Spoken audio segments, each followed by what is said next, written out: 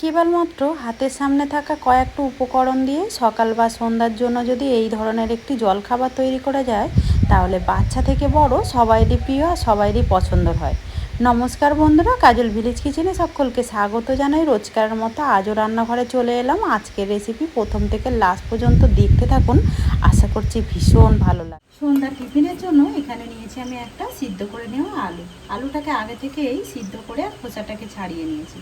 নেব একটা এখানে ছোট গেটারের সাহায্যে সমস্ত আলুটাকে এইভাবে গেট করে নেব। তাতে করে আলুটা কিন্তু একদম দানা দানা মতো থাকবেই না। সমস্ত আলুটাকেই দেখো আমি গেট করে নিয়েছি।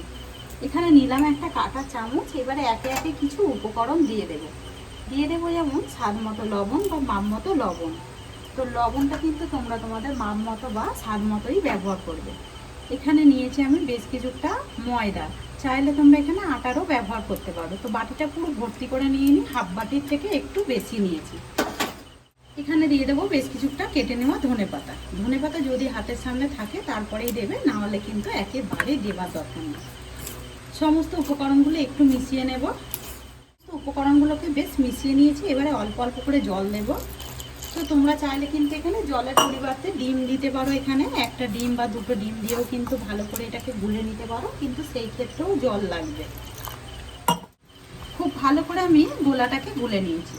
গোলাটা ঠিক একেবারে পাতলাও হয়নি, আবার একেবারে ঘনও হয়নি, ঠিক এরকমভাবে গোলাটাকে গুলে নিতে হবে। দেখো গ্যাস অন করে আমি একটা কড়া গরম হতে বসিয়ে দিয়েছি। কড়ার মধ্যে দিয়ে দেবো সামান্য একটু সাদা তেল। এদিকে দেখো তেল দেবার পরে বেশ কিন্তু কড়াটা গরম হয়ে গেছে। এখান থেকে এক হাতা গোলা নিয়ে নেবো, ঠিক মাঝে বরাবর দিয়ে দেবো। দিয়ে একটু হাতা দিয়ে এইভাবে রুটি যেরকম গোলা রুটি করে থাকি সেইভাবে একটু চারিদিকে গোলা আকারে করে নেব। কিছুক্ষণ পরেই দেখবে ওপরটা এরকমভাবে শুকিয়ে আসবে, ভাত থেকে কিন্তু ছেড়ে আসবে। তখনই আমরা খুন্তির সঙ্গে এইভাবে একটু উল্টে দেবো। আর দেখতেই পাচ্ছ কতটা সহজেই কিন্তু রুটিটা উল্টানো হয়ে গেল। আর দেখো সুন্দরভাবে কিন্তু আমি এটাকে উল্টে পাল্টে একটু ভেজে নিলাম। সামান্য একটু তেল দিয়েছি, খুবই কম তেলের মধ্যে কিন্তু রুটিগুলো ভাজা হয়ে যায়। এদিকে দেখো আবার আমি সামান্য একটু তেল দিয়ে দিয়েছি। ওই একইভাবে আমি সমস্ত রুটিগুলোকেই রেডি করে নিয়ে ফিরে আসছি। সমস্ত রুটিগুলোকেই আমি রেডি আমি ওই কড়ার মধ্যে দিয়ে দেবো সামান্য একটু সাদা তেল। দিয়ে দিলাম 1.5 চামচের মতো সাদা তেল। দেখো তেলটা বেশ কিন্তু গরম হয়ে গেছে। দিয়ে দেবো এখানে একটা কেটে নেওয়া পেঁয়াজ। বেশ একটু বড় বড় করেই কেটেছি। হালকাভাবে পেঁয়াজটা একটু নাড়াচাড়া করে নেব, যাতে করে কাঁচা গন্ধটা চলে যায়, কিন্তু একেবারে ভেজেও ফেলবো না। এইভাবে কিন্তু ভেজে নিতে হবে পেঁয়াজটাকে। আর সত্যি এইভাবে যদি সন্ধ্যা টিফিনটা হয় তাহলে কিন্তু বাচ্চারা অনায়াসে খেয়ে নেয়। সকালেও কিন্তু তোমরা ওদেরকে জল খাবারে যখন টিফিন দাও স্কুলের মধ্যে এই ধরনের একটা টিফিন কিন্তু করে দিতে পারো। ওরা কিন্তু একেবারেই চেটে ফুটে খেয়ে নেবে। এখানে হালকাভাবে দেখো 1 মিনিট মতো পেঁয়াজটাকে একটু নাড়াচাড়া করে নিলাম, যাতে করে কাঁচা গন্ধটা কিন্তু চলে গেছে। এই ফাঁকে দিয়ে দেবো একটা কাঁচা লঙ্কা। তো এই কাঁচা লঙ্কাটা কিন্তু চাইলে তোমরা নাও দিতে পারো। হালকা একটু নাড়াচাড়া করে নেব। খুব বেশি আমি ঝাল দিলাম না, এর পরিবর্তে তোমরা চাইলে কিন্তু একটু গোলমরিচও দিতে পারো, সেই ক্ষেত্রেও বাচ্চাদের কিন্তু ঝাল লাগবে। এবারে সমস্ত উপকরণগুলো একটু সাইডে ছড়িয়ে নেব। দেবো দুটো ডিম, একটা দিয়ে দিলাম। একটু ভেঙে নিয়েই দেবার চেষ্টা করবে, যেহেতু গরম রয়েছে ডিম কিন্তু এখন খারাপ থাকে। এবারে দিয়ে দেবো সামান্য একটু লবণ বা মাপ মতো লবণ দিয়ে দেবো। দিয়ে দিলাম স্বাদ মতো লবণ। এইভাবে সাইডে একটু ভেজে নেব।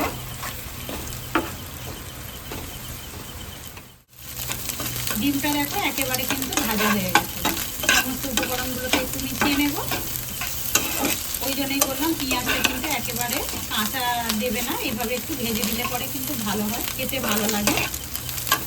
এবারে এর মধ্যে দিয়ে দেবো আমি সামান্য একটু হলুদ গুঁড়ো, সুন্দর একটা রঙের জন্য। এই সময় গ্যাসটাকে আস্তে করে দেবো। আর দেবো একটু টেস্টের জন্য জিরে গুঁড়ো, দিয়ে দেবো গোলমরিচ গুঁড়ো। সমস্ত উপকরণগুলো দিয়ে খুব ভালো করে একটু মিশিয়ে নেব। একটু নাড়াচাড়া করে নিয়ে একটা সুন্দর পুর রেডি করে নেব। সুন্দর একটা ডিমের পুর রেডি করে নিলাম। পুরটা ঠিক এরকম ঝরঝর করে নিতে হবে। চাইলে তোমরা এখানে সবজি পুরো করে নিতে পারো।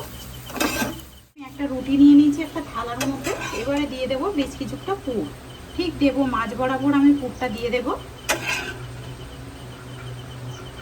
আজকের এই টিফিনের রেসিপি কে কোথা থেকে দেখছো অতি অবশ্যই আমাকে কমেন্ট করে জানাবেন। যদি ভালো লেগে থাকে একটা লাইক করে দিয়ে এইভাবে আমার পাশে থাকবেন।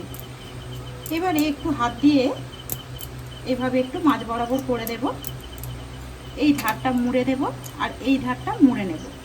এবারে এইখানে ধরে নিয়ে ঠিক আমি এইভাবে সুন্দর করে এটাকে ফোল্ড করে মুড়ে নেব।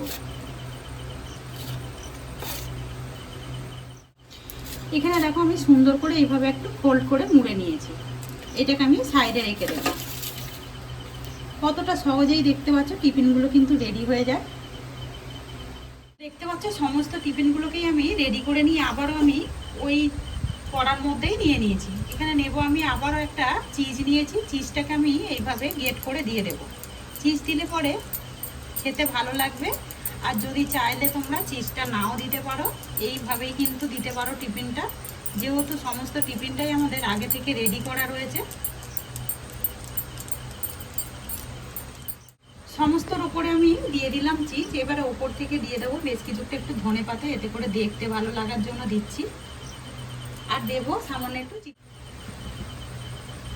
দিয়ে দিলাম সামান্য একটু চিলি ফ্লেক্স। এটা আমি বাড়িতেই রেডি করে নিয়েছি। এবার এটাকে ঢাকা দিয়ে আমি 10 মিনিট মতো এইভাবে রান্না করে নেব, তাতে করে চিজটা একেবারে গলে যাবে। আর এই সময় গ্যাসটাকে একেবারে আস্তে রাখবো। 10 মিনিট মতো আমি গ্যাসের মধ্যে বসিয়ে দিলাম। আর দেখতেই পাচ্ছ কতটা সুন্দরভাবে টিফিনগুলো কিন্তু রেডি হয়েছে। এবার এইগুলোকে আমি নামিয়ে নেব।